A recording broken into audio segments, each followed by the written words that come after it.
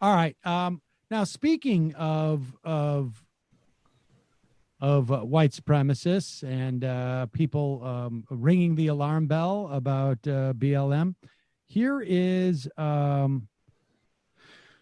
Josh Campbell and Bob Kroll. He is the union president of the Minneapolis Police Department Union. And here, play this. We got two different clips. Play the first one first. We have become scapegoats in this.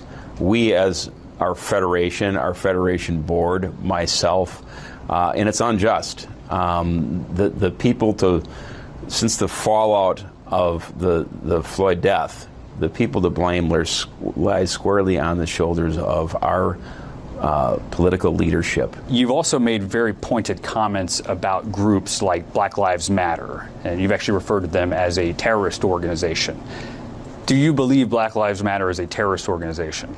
There are portions of it that certainly have participated in domestic terrorism, and look, not just in Minneapolis, but the other cities. And that's not them exclusively. There was Antifa there doing the same thing. So there are incidents where at Black Lives Matter events, certainly terrorist activity takes place. Now, what the play the second clip, and then we'll just play the second clip of the union director Hedberg and Anna Hedberg and Bob Kroll again. Is there any type of reform that's currently being pushed right now that you could support? Additional training for officers, 100%.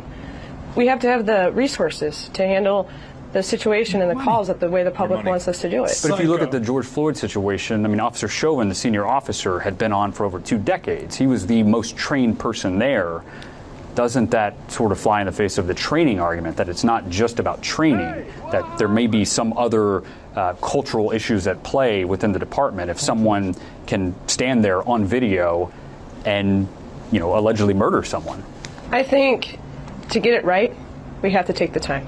If we rush it through, it could have ramifications that we're just not looking to see. And let's have a thoughtful process that takes place over a period of time where we have dialogue from community leaders, where we have dialogue from police leaders in the administrative side and the union side. But let's do it. Let's not do it in a vacuum. Let's not rush to get it done overnight or in a week in a special session. We have more of a focus on safety and security of the citizens of Minneapolis right now than defeating bills that they want to rush through over the cover of darkness. We need time. Everybody's got to take a breath. Yeah.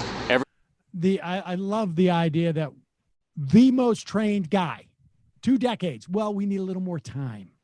I got to say, everybody's got to take a breath is a very awkward oh my God, phraseology there. For those people who are not familiar with Bob Kroll, here's a good place to start. If you want to get some background on the Minneapolis Police Union president allegedly wore a white power patch and made racist remarks who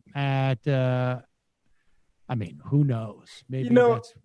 It's weird that we have to act like it's a conspiracy theory. There's some link between white nationalism and police departments. I was just watching the 2001 Jeffrey Sachs version of Othello, which actually transposes Othello onto a modern police department in London, and a black guy takes over the police department.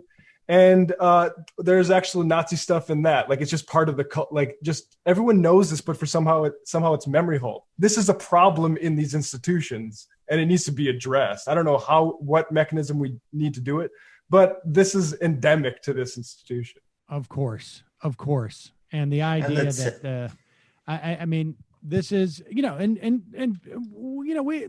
is going to be the pushback. I mean, there's going to be pushback to this, obviously. But I just think that there's a certain inevitability. And eventually, I think, hopefully sooner than later, this is all, these people are going to be completely in the back seat. The idea you're going to pour more money into a police department that, remember, was basically the pilot program or part of the pilot program of the Obama administration to do these type of trainings that they're talking about. And they had 4 or 5 years of it, and it failed.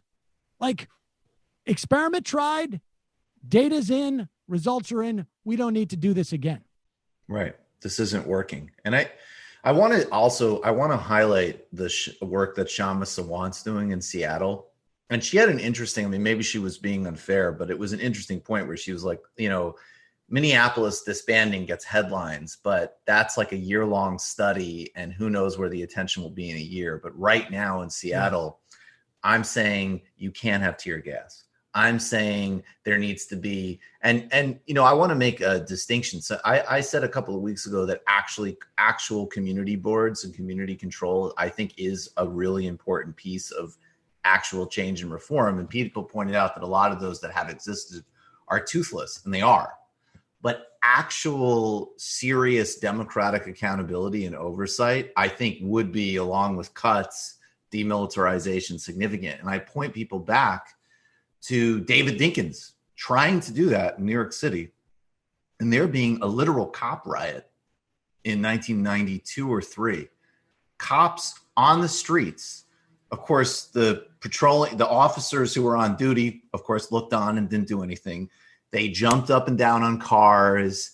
They made a massive racket in the city. And Giuliani came and addressed them and snarled, "That's bullshit." And that was where he launched, his second attempt, because he lost in 89 against Dinkins. So, and it's just such a tell. Like, even when I try to look at, say, okay, what maybe there's the structural problem of policing that transcends all of these departments. But when you look at, like, okay, is the woman who's in charge of the police in Atlanta, is she saying something different? I don't really know. But the most easy tell, and what the overwhelming majority of them that I've seen say, is they immediately pivot to just requesting more money. Yep. I mean, they don't even have a pause for paying lip service to toothless reforms that don't work. They just go to we could definitely use more paid time. Absolutely. You know what would help us stop murdering black people? Right. A tank. More resources. You know what would really help? Because I was thinking about this, and totally, that officer should not have murdered that guy on a cell phone camera. And if we could have grenade launchers, I think that would go deep into really showing the community respects the department. It's unbelievable. They really have only one answer. And I guess it's just basically they're staking out a position that, try and pull us off of more resources.